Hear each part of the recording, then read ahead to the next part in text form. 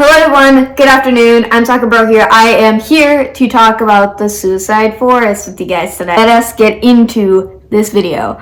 When visiting the suicide forest, not only when you're entering the entrances to the suicide forest, you will see the signs of saying to call the hotline if you're feeling this way, and also to really truly think about your action before going through with it. Like, think of your friends and family.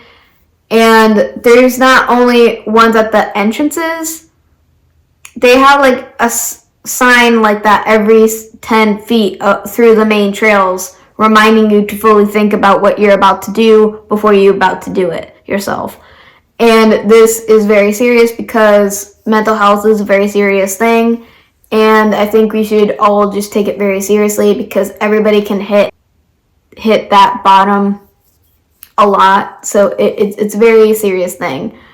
Again, for every 10 feet, that's how serious this is. And I will literally go into how serious this is.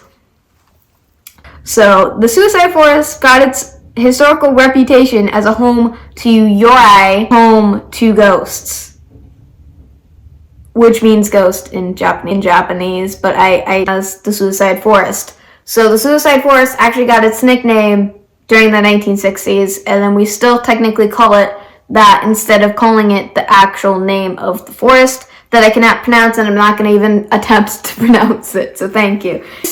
Since the 1960s, the forest has come to be associated with suicide and eventually becoming known as the suicide forest. So the suicide forest actually got its nickname during the 1960s, and then we still technically call it that instead of calling it the actual name of the forest that I cannot pronounce, and I'm not going to even attempt to pronounce it, so thank you. Even though it is in the title of this video, so I apologize.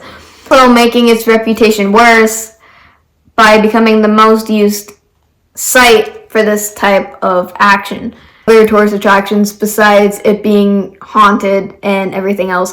A lot of people make it seem like it has a lot of weird phenomenon, which I feel like in reality it's not, because a lot of YouTubers go there and they try to make it as scary as possible in a way.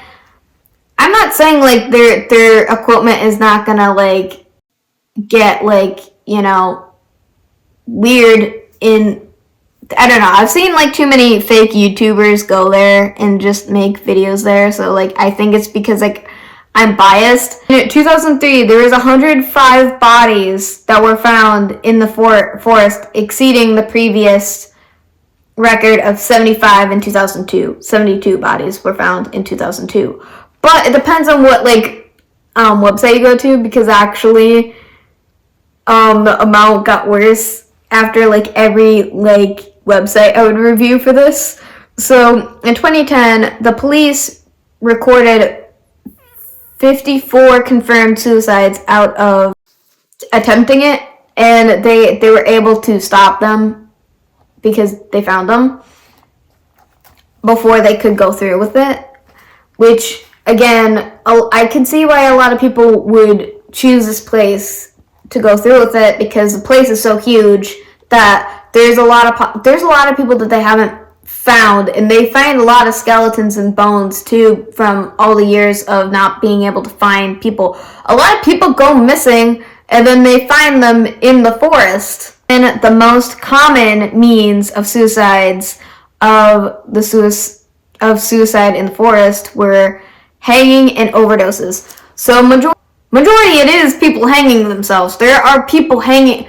You walk into this forest, there's people dangling from the trees above you majority of the time, regardless if the ribbons are there or not, because the reason why there's ribbons is to indicate if you're going in there, it's to mark your way if you do decide to come back out of the forest. And again, the forest is huge. The forest is huge, you're going to get lost. That's the point of the ribbon. Bring the ribbon with you and to follow it back all the way from the start.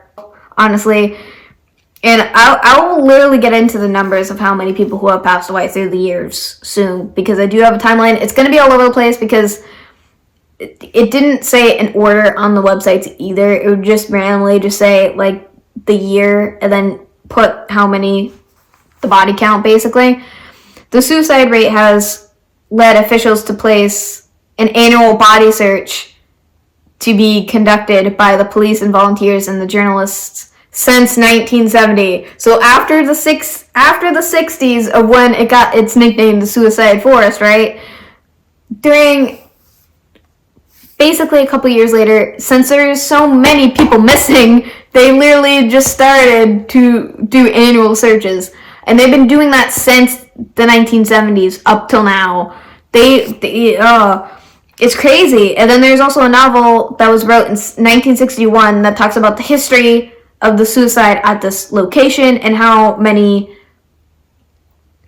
this place is associated with death.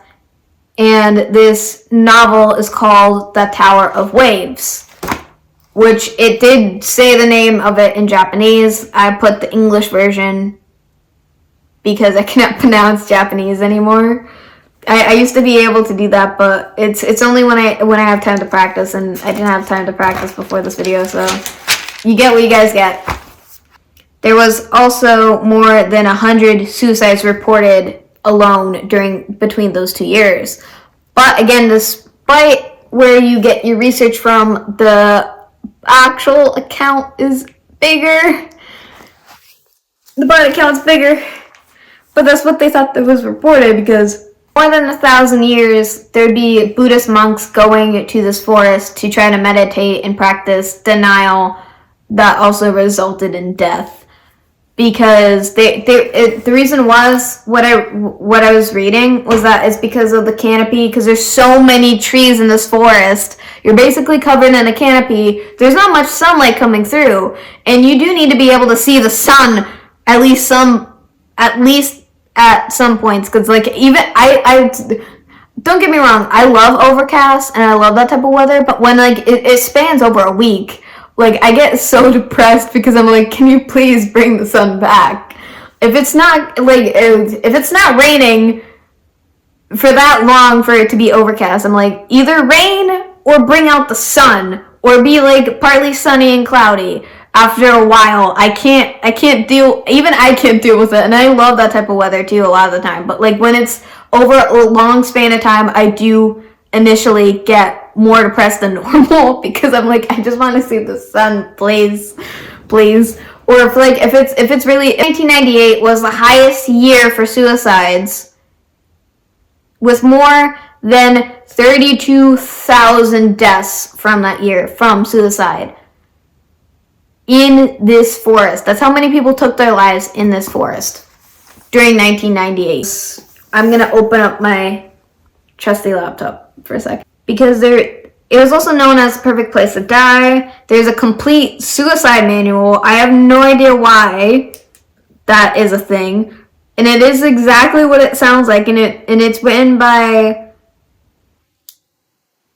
a person. I can't pronounce the name, and I don't want to try because I don't want to be like disrespectful. And it was published only in Japan in 1993, and it is a 198-page book, which, a matter of fact, is a guide to the name. With all that said, the Suicide Forest, okay, is a very interesting place, and it has very interesting lore. I do believe that this place is haunted. And it would be, actually, I feel like it would be weirder if it wasn't, because again, there's so many people passing away there, and there's more connected to the forest. I almost forgot to go about like the basic info. Sorry, I almost ended this video earlier than I was gonna do.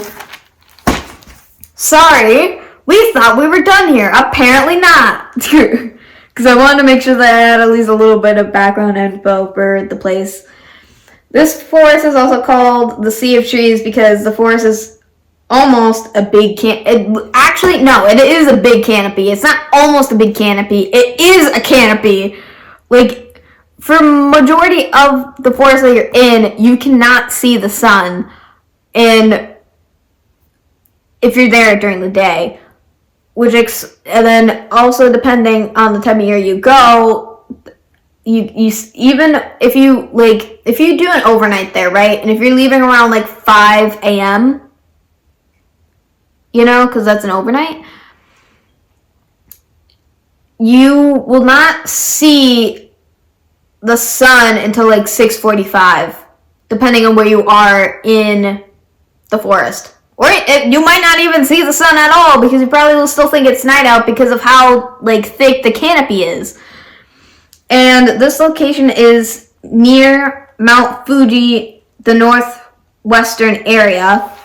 And you can see volcanic rock from when Mount Fuji erupted from the hardened lava from 864 CE, which means it is a popular spot for tourists and school trips.